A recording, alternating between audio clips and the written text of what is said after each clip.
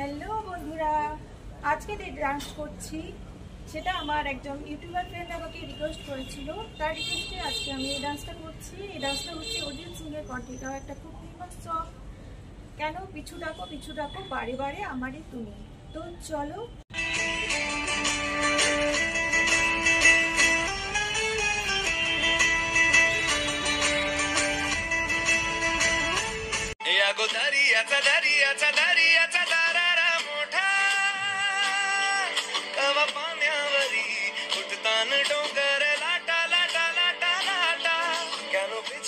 পিছু ডাকো বারে বারে আমারে তুমি,